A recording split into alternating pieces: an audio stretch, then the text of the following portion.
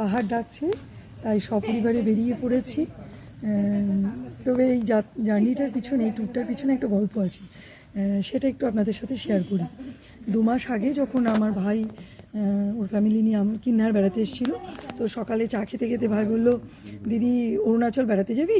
আমাদের পরিচিত ট্রাভেল এজেন্সিও নিয়ে যাচ্ছে, আর ভাই যেহেতু ওদিকে ওর অফিসের কাজে যায়, তাই ওরও কিছু পরিচিত আছে, ব্যবস্থা করা যাবে।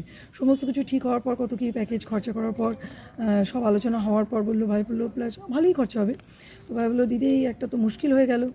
তো অরুণাচল গেলে 10 দিনের ট্যুর হতো, খুব সুন্দরই লাগতো, জায়গাটা দারুণ সুন্দর।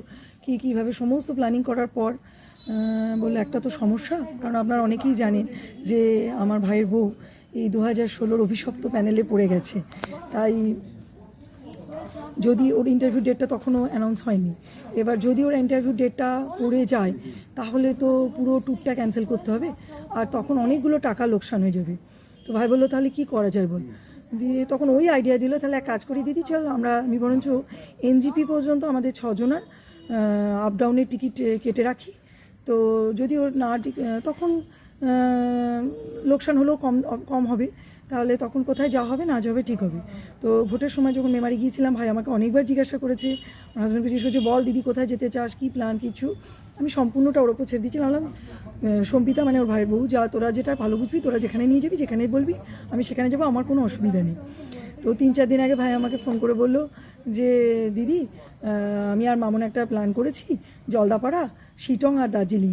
তো শিটং আর দার্জিলিং তো তুই কবছর আগেই ঘুরে এসছিস, তোর অসুবিধা নেই তো? না না, আমার কোনো অসুবিধা নেই, আমার শুধু গেলে এমনি একটু মেয়েটা ভীষণ ঝোঁক করছে, মেয়েটা ঝোঁকেই যাওয়া, তো অনেক দিন ধরে যাওয়া হয়নি, তো ঠিক আছে, কোনো অসুবিধা নেই।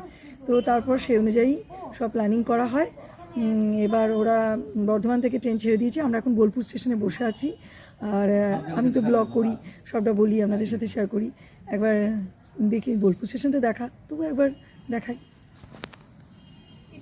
এই যে আমার রাজকুমারী, কেমন লাগছে সোনা? বাবা, এই সবাই ট্রেনের জন্য অপেক্ষা করে আছে। এই যে বোলপুর স্টেশনটা আর কি দেখাবো, একটা জিনিস দেখাই, বেশ ভালো লাগলো।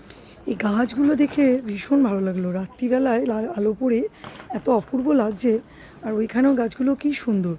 আর বোলপুরে একটা আন্তর্জাতিক খ্যাতিসম্পন্ন জায়গা, আর রবি ঠাকুরের জন্যই সবটা। আর এই রাত্রিবেলায় বলে স্টেশনটা আরও দারুণ ভালো লাগছে। ট্রেন আসবে, এখানে ট্রেন ঢুকবে একটু পরে, সবাই ট্রেনের জন্যই অপেক্ষা করে আছে। এই যে দাঁড়িয়েছে আমাদের লাগেজ নিয়ে।